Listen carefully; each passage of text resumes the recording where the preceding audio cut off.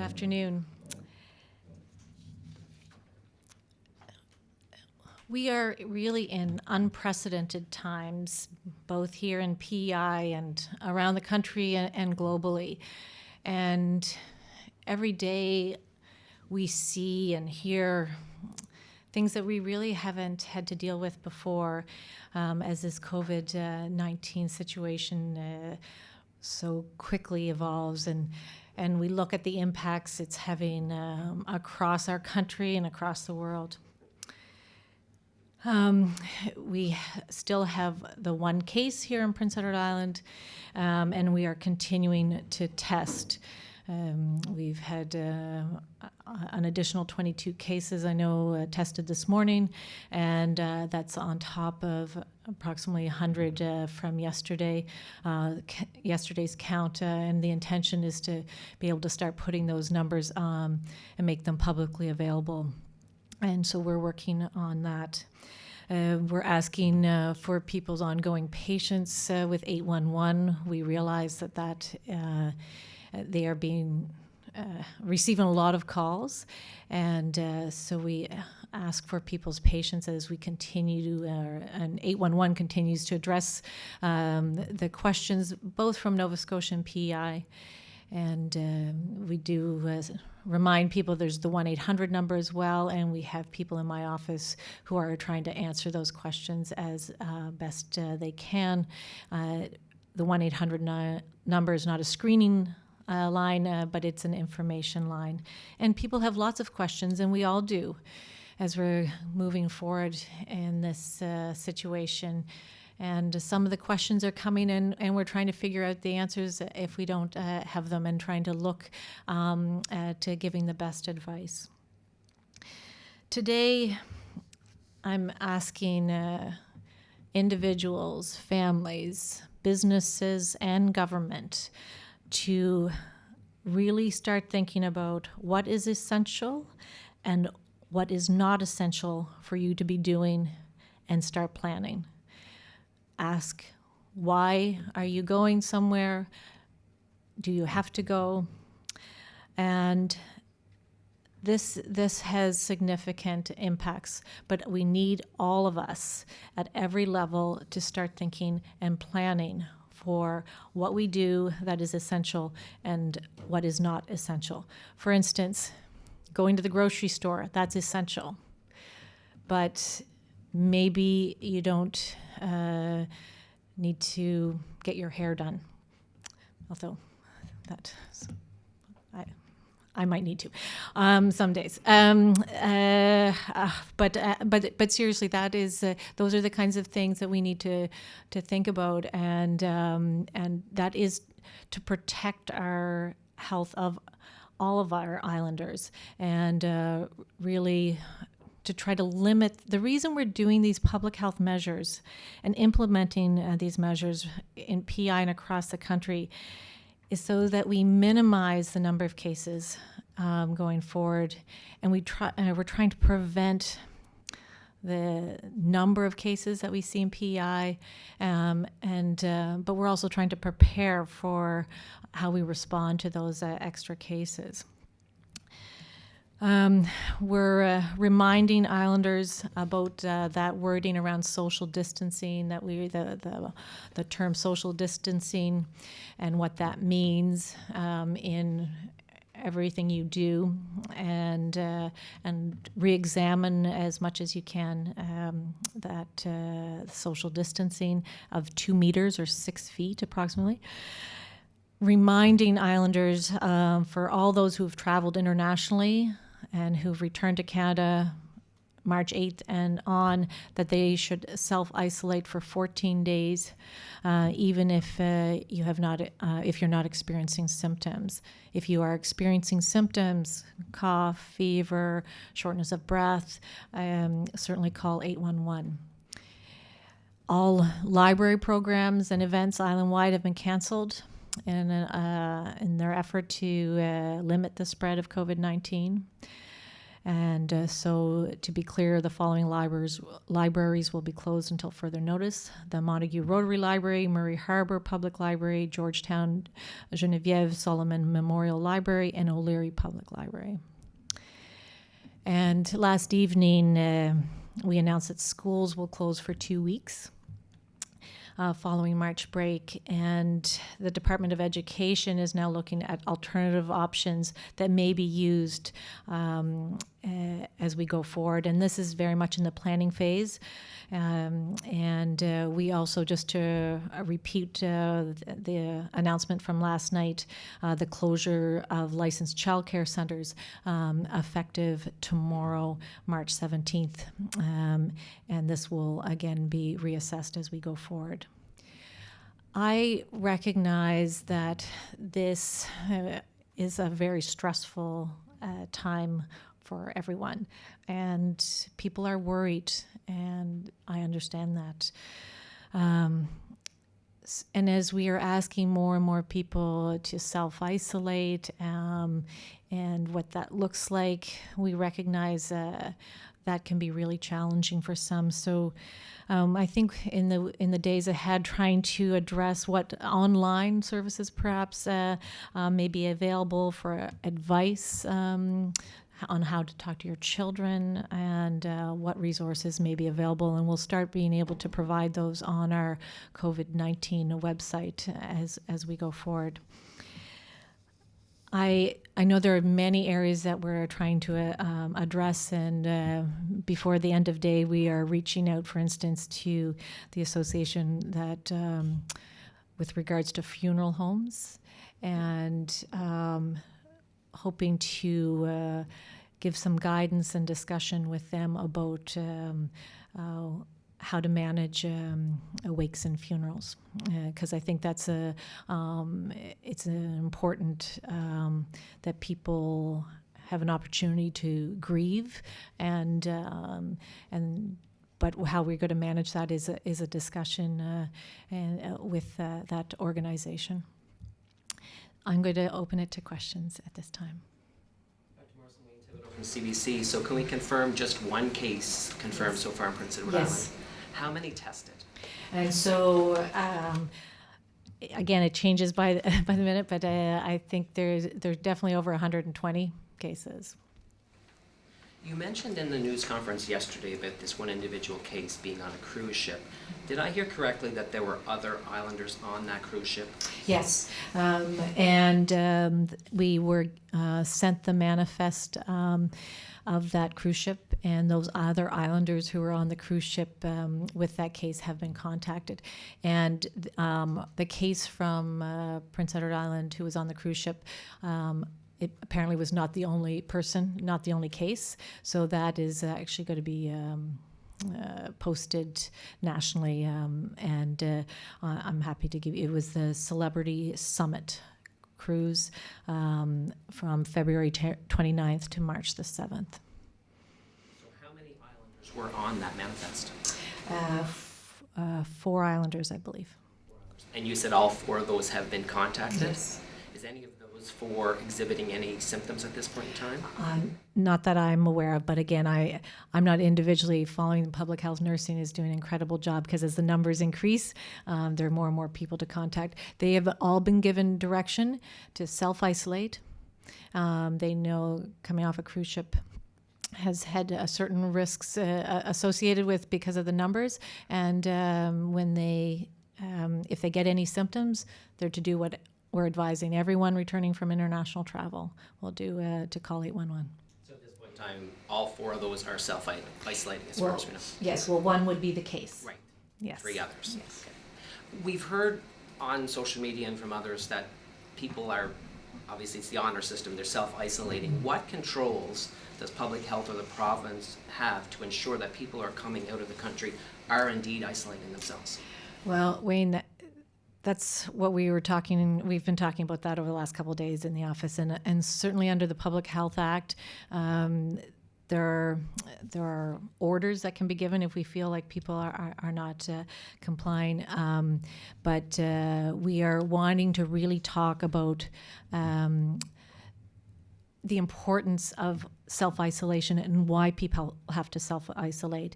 And I think it's worth mentioning, self-isolation is not to be done out in the community and just sort of standing, eating at a restaurant, a couple feet away from someone. That's not self-isolation. It's meant to be done at your home. And the reason is that people who've returned from travel, coronavirus, COVID-19, is presenting within 2 days up to basically 13 days in terms of symptoms. And that's what they know about the virus. And we've had lots of cases around the world to look at that data. So the average is around 5 or 6 days in terms of symptom onset after exposure, but it can vary. So it's important to self-isolate. And then if you get symptoms, then you can call 811. We've also heard some other provinces are actually recommending for residents 65 and older or 70 and older to self-isolate themselves anyway to protect themselves. Have we had that discussion here? We're having it, and I think again, we've talked about that here. How do you you want to protect that group of older individuals is definitely more risk of serious illness if they get COVID-19. So, and we talked about that with a visitation to long-term care facilities, for instance. But we also know isolation is, not having that interaction with others is really it's a balance. So how do you make sure that older individuals still have contact and have the support they need? But it is definitely something we're talking about. And you're right, some of the others have definitely said, given that advice. My advice is for really anyone, but especially seniors and those with immunocompromised conditions, avoid mass gatherings, avoid gatherings where you may be able to, or you may not be able to protect yourself, and keep your social distancing in place. And but those are the kinds of things absolutely we are looking at. When you're having those discussions, is there a tipping point where you say everybody stay home? Like, is there a certain number? If there's 5 cases, 6 cases in PEI, you say that's it? I think it has less to do with the number of cases, but is the community responding? What's going on with the situation across the country, and that, and we trying to follow the guidance nationally. And we've been really trying. I think the chief health officers across the country trying to give similar advice. It doesn't all have to be exactly the same, but I think we're in conversation. We spoke all together yesterday afternoon. And we're in conversation about exactly these type of conversations and issues across the country. And everyone we make has impacts. The goal being to protect the health and safety, in this case, of our islanders, and how much that means to me and to all of us. You mentioned there, if islanders are sort of following your guidance. I know I drove by the mall, had a lot of cars in the parking lot today, so did the grocery stores.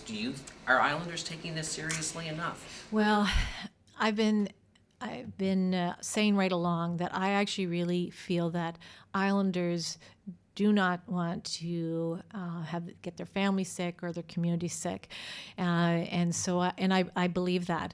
I think that there may be some who don't understand yet, and this is why this is important to talk about it, what self-isolation means, and that we continue to talk about what social distancing means.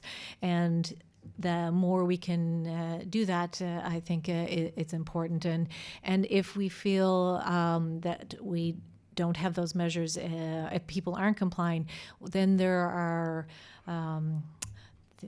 other sort of more orders, et cetera, under the legislation that we can pursue.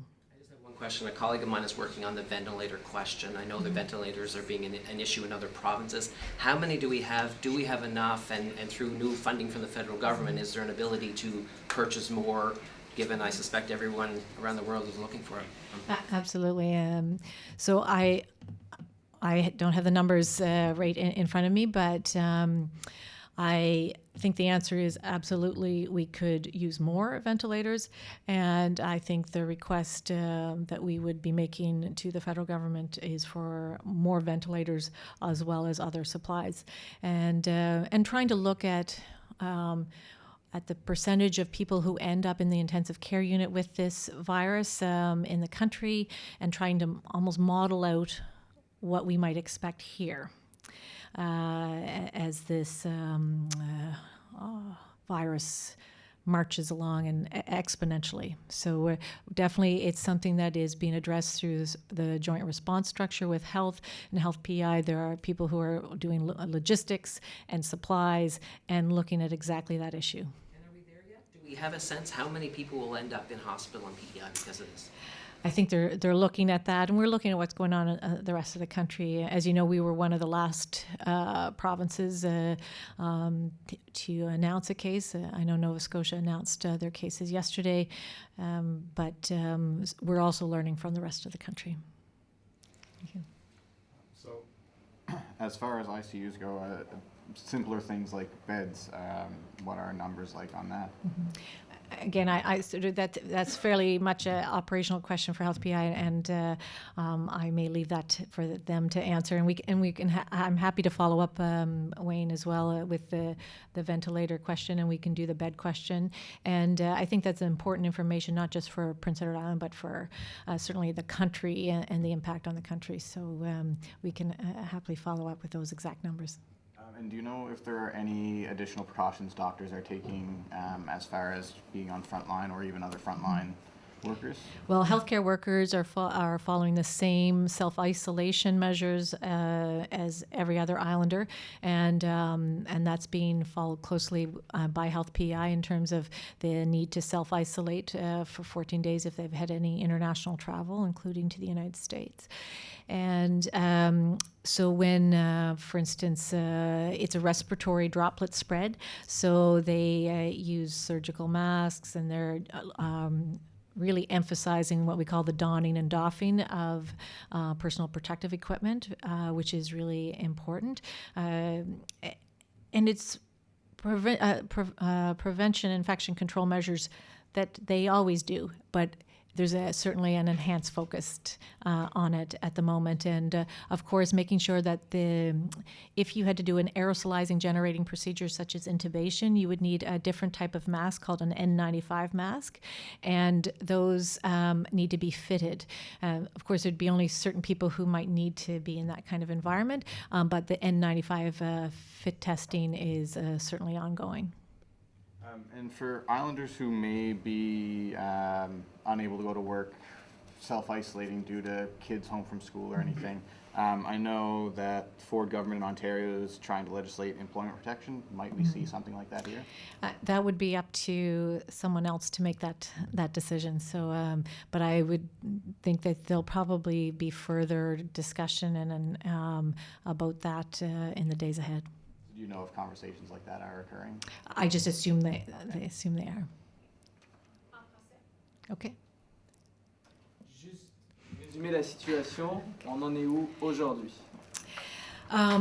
Aujourd'hui, on a encore un cas de COVID-19 ici à l'île du Prince-Édouard. Et c'est vraiment des temps qui sont nouveaux pour tout le monde. On a des mesures en place maintenant qu'on n'a jamais eues. Ici, à l'île du Prince-Édouard, partout au Canada, au monde, vraiment. Et puis, toutes ces mesures, en effet, sont faites parce qu'on veut diminuer le nombre de cas au Canada et ici à l'île du Prince-Édouard, et on veut changer l'impact de COVID-19 ici. Et j'espère que toutes ces mesures vont aider. On demande vraiment aujourd'hui aux familles, les communautés et gouvernements de commencer vraiment de penser qu'est-ce qu'ils doivent faire et qu'est-ce qu'ils font qu'ils n'ont pas besoin. Et si parce qu'on doit faire seulement vraiment qu'est-ce que c'est essentiel. Et il faut aller au supermarché pour acheter la nourriture, mais peut-être on n'a pas besoin de faire quelque chose d'autre pour vous-même personnellement. On annonce encore on ferme les librairies ici à l'île du Prince-Édouard, mais c'est plutôt qu'on répète les annonces qu'on a déjà faites. Si les personnes ici à l'île du Prince-Édouard, les insulaires, si les insulaires retournent en voyage, il faut rester chez eux. Et on trouve que peut-être les personnes ne comprennent pas qu'est-ce que ça veut dire, self-isolation. Et c'est pas d'être hors dans toute la communauté, c'est de rester vraiment chez eux. Et de ne pas avoir beaucoup de contact, même avec les autres, d'avoir pas de contact avec les autres dans la maison, vraiment. Pour être sûr, vous dites fermeture de toutes les bibliothèques à l'île du Prince-Édouard. Oui. On parle d'une durée indéterminée. Oui. Un mot sur la madame qui est âgée de 50 ans et qui est porteuse du virus. Mm-hmm. Comment va-t-elle? Et parlez-nous des autres personnes ainsi que du bateau de croisière. OK. Alors, la femme va bien. Elle est chez elle et les contacts qu'elle avait eus sont...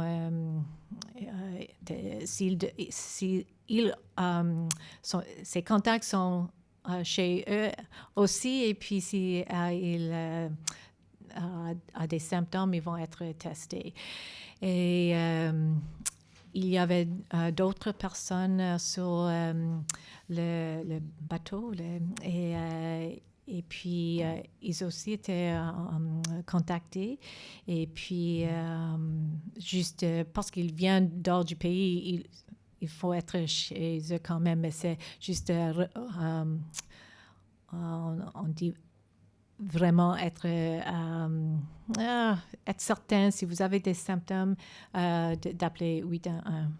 Donc on parle de 4 insulaires qui étaient sur le même bateau. Quel était le nom du bateau et quand s'est déroulée cette croisière? C'était le Celebrity Summit Cruise, le 29 février jusqu'au le 7 mars. Et il y avait le cas et 3 autres personnes de l'île du Prince-Édouard là-dessus. Il y a une question pour moi, je sais que mon collègue aussi en a en français. Okay. Vous demandez aux insulaires de limiter leurs déplacements. Aller, par exemple, faire ses courses, ne pas aller chez le coiffeur. Que fait-on pour la Saint-Patrick demain? Demandez-vous aux bars d'annuler tous leurs événements?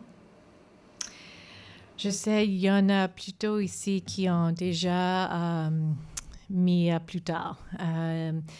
Alors, je demande la question en premier. Est-ce qu'il faut faire ces choses? Et ça, c'est vraiment la question aujourd'hui qu'il faut commencer dans les bars. Est-ce que vous doit être ouvert ou non? Ou est-ce que vous pouvez faire des choses qui sont un peu différentes? Il y a déjà des mesures très fortes, alors que pour l'instant il n'y a qu'un cas, et c'est très bien. Quels sont les critères pour que de nouvelles mesures soient prises? Je veux dire, à partir de combien de cas on ferme le pont, on arrête les ferries? Comment vous faites le processus de décision? C'est pas vraiment sur le nombre de cas ici à l'île du Prince-Édouard. On regarde qu'est-ce qui se passe partout au pays. Et on parle à mes collègues, on regarde l'évidence, mais qu'est-ce qu'on sait maintenant qui arrive partout au monde. Il y a certains pays qui ont fait des mesures ça a bien été. D'autres pays qui ça n'était pas ça va pas si bien. Alors, on essaie de toutes les choses ensemble, de dire qu'est-ce qu'on doit faire. On sait qu'on doit faire des choses en avance. Peut-être même avant que personne pense que on doit, mais j'aimerais plutôt aller en premier et aller plus vite que d'attendre et de mettre les mesures en place quand c'est trop tard.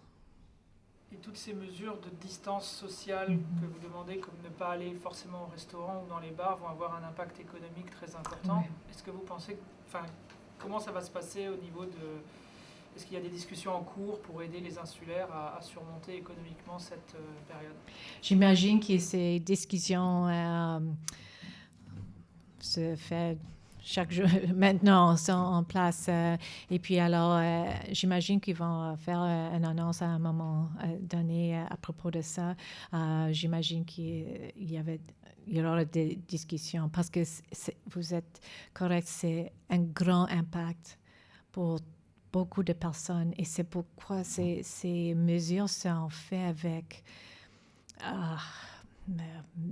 anxiété pour moi, mais pour tout le monde, parce que si vous n'allez pas travailler, il y a toutes sortes d'impacts. Mais on fait ça parce qu'on veut protéger les insulaires. Et c'est à cette raison que je retourne chaque fois. On veut protéger les gens et si on peut faire ça bien maintenant, ça va peut-être aider les gens plus tard. Dr. Morrison, can you update us on the situation at the hospitals regarding visitation and who can and who can't access hospitals now? Well, I know Marion Dowling was here yesterday, and she would be a perfect person to speak to. So I think they were putting some visitor restrictions in place yesterday.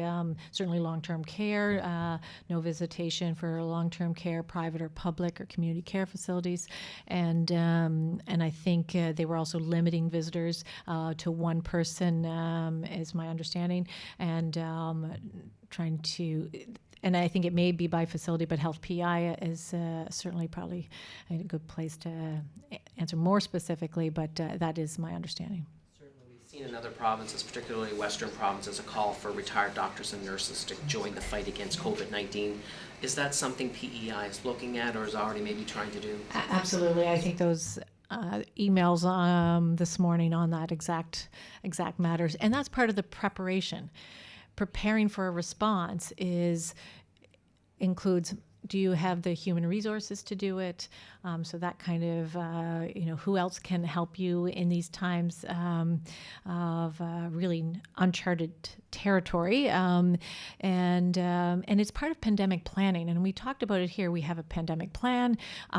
We are looking at that and in terms of the health system and how, and that's human resources is part of it, supply is part of it, and planning about where clinics are going to be held and where they're not, et cetera. How many more doctors and nurses do you need? I don't have those numbers. Yeah. Okay. Do you have the resources to fight this, do you believe? I think we're doing all the right things in terms of planning and preparing, and we have work to do for sure. But I believe in our health system. I believe in this government getting ready, and I believe we're doing the right measures here, and they're very consistent with what the rest of the country is doing. And I really hope, and I think it will make a difference for the protection of our islanders in the weeks and months ahead. I just have one question, just one last question about the private sector businesses. If a private sector business contacts you, whether it's a restaurant, a salon, and says, Dr. Morrison, should I have my doors open? What is your response? Well, I mean, those are the questions that are coming through 1-800, and it's almost as if we have to do a bit of a risk assessment and talk to them about, there's advice, Public Health Agency of Canada advice for businesses, what they may be able to consider doing, and I think some of the private businesses already have implemented some of that, and you see signs when you're going into them. So I think right now it's trying to make sure they have the right information, because most of the time they're looking for the right information, and then part of a risk assessment with that. Okay, great. Thank you.